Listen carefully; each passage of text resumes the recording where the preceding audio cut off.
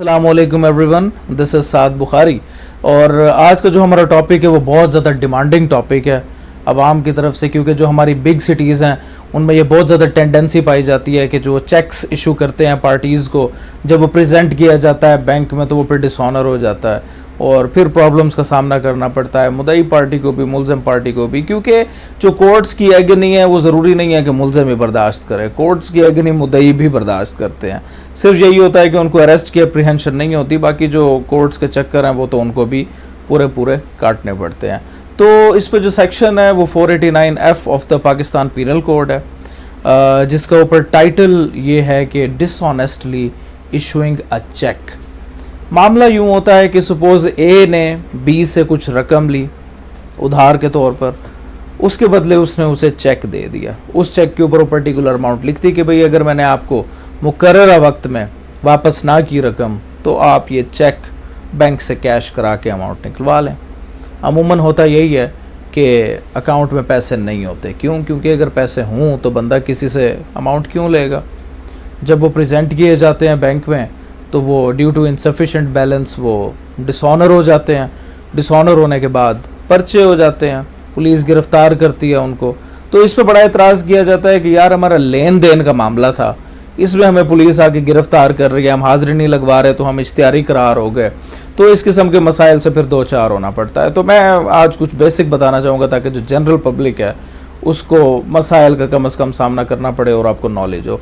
सबसे पहली तो बात यह है कि जब आपने किसी से चेक लिया है, ठीक है, वो चेक आपने जब बैंक में प्रेजेंट किया, ड्यू टू इनसफिशेंट बैलेंस उन्होंने डिसऑनर स्लिप उसके साथ लगा दी, तो आपको डायरेक्टली भाग के थाने नहीं चले जाना वो डिसऑनर स्लिप लेके कि आप उस पर फ़ौरन पर्चा करा दें।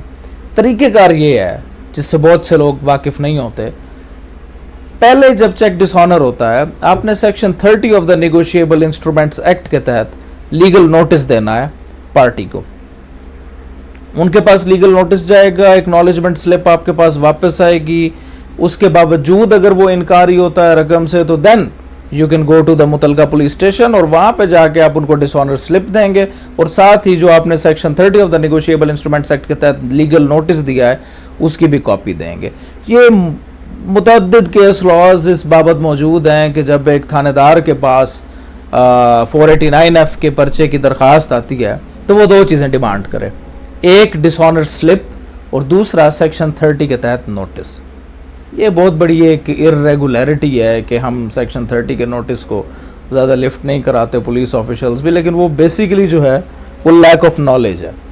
तो अगर कभी भी आपको ये मैटर फेस करना पड़े पहले आप सेक्शन 30 के तहत नोटिस देंगे, क्योंकि हो सकता है कि आपका मामला वो बारों बार हल हो जाए, तो आपको क्या ज़रूरत है किसी पे पर्चे कराने की।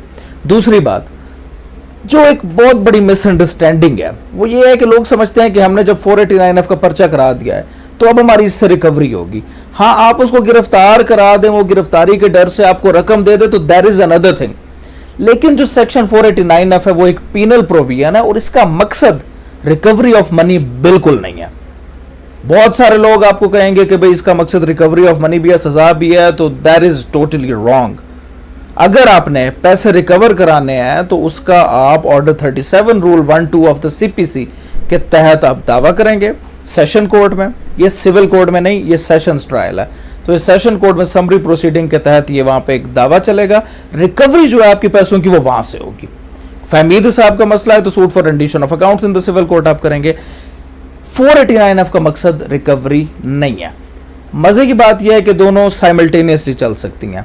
जो बेसिक कानून है वो कहा जाता है कि भाई आप एक ही फॉरम पे जाएं, तो ये इसमें एक ही फॉरम वाला इशू नहीं है। यहाँ पे आप साइमल्टेनियसली सिविल केस और क्रिमिनल केस चला सकते हैं। सिविल केस से आपकी रिकवरी होगी ऑर्डर 37 के दावे से, और जो आपका 489F का मुकदमा चल रहा होगा इन द क्रिमिनल कोर्ट, वहाँ पे उसको सज़ा मिलेगी उसकी डिसऑनेस्टी की, कि भाई उसने जो चेक इशू किया वो बदनीयती के साथ किया, कि भाई मैंने पैसे इससे ले लिए, चेक मैंने इसे दे दिया, पैसे मैं इसको नहीं दूंगा। तो बदनीयती साबित करना इसमें बहुत ज़रूरी है, क्योंकि मेरे पहले भी लेक्चर्स इस पे एलिमेंट्स ऑफ क्राइम के ऊपर मौजूद हैं कि एक क्राइम तब कॉन्स्टिट्यूट होता है जब उसमें दोनों एलिमेंट्स हों, एक बुरा एक्ट और दूसरी बुरी नीयत। तो इसमें भी ये ड्यूटी है साबित करना कि भाई जब मैंने इनको चेक इशू किया था तब मेरी नीयत बुरी नहीं थी, मेरी नीयत इनको डिफ्रॉड करने की नहीं थी। एक और बहुत अहम बात इसके अंदर ये आती है, आमतौर पे क्रिमिनल केसेस के अंदर जो बर्डन ऑफ प्रूफ है that lies on the prosecution, ये एक ऐसा मुकदमा होता है जिसके अंदर जो बर्डन ऑफ प्रूफ है that is on the defence side. मुल्जिम की ड्यूटी है कि वो प्रूव करेगा कि उसकी जो नीयत थी वो पैसे देने की थी, लेकिन बैंक की किसी मिस्टेक की वजह से वो पैसे नहीं दे सके। अब जो मुझे क्वेश्चंस इसके ऊपर बहुत ज़्यादा पूछे गए थे वो मैं बारी बारी उनके आप लोगों को जवाब दे देता हूँ। एक मुझसे पूछा गया कि पोस्ट डेटेड चेक क्या होता है। पोस्ट डेटेड चेक एक ऐसा चेक होता है कि ए ने बी को चेक इशू किया, उसके ऊपर उसने डेट मेंशन नहीं की, तो ऐसा चेक जिसके ऊपर डेट मेंशन ना की जाए उसे पोस्ट डेटेड चेक कहते हैं कि भाई बाद में डेट लिख ली जाएगी। इसके अंदर बहुत सारे डिफरेंट व्यूज़ हैं इसकी लीगैलिटी और इलीगैलिटी के ऊपर, तो क्योंकि ये एक्चुअली बचा जाता है स्टेल चेक के हवाले से। मुझसे जो अगला सवाल पूछा गया था ये पूछा गया था कि स्टेल चेक क्या होता है।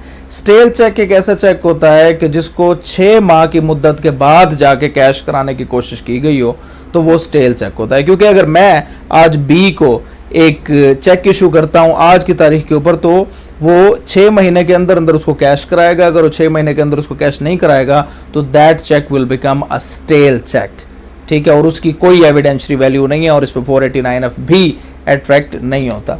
उसके अलावा मुझसे पूछा गया कि ये स्टॉप पेमेंट का मामला क्या होता है।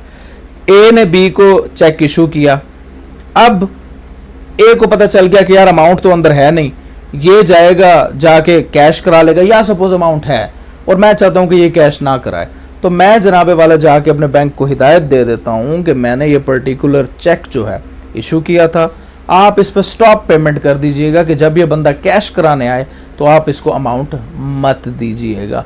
इसको कहते हैं स्टॉप पेमेंट। लेकिन इसमें फिर एक और मिस्टेक ये होती है कि लोग समझते हैं कि इसके ऊपर फिर पर्चा नहीं होगा।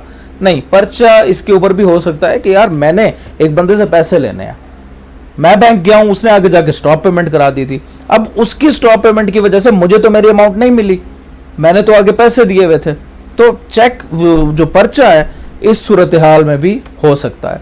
इसके अलावा जो मुझसे पूछा गया कि हाँ इनकी सज़ाएं, हम समझते हैं यूजुअली कि जो चेक डिसऑनर है, चाहे 1 लाख रुपए का चेक है या 10 करोड़ रुपए का चेक है, उसकी सज़ा 3 साल है।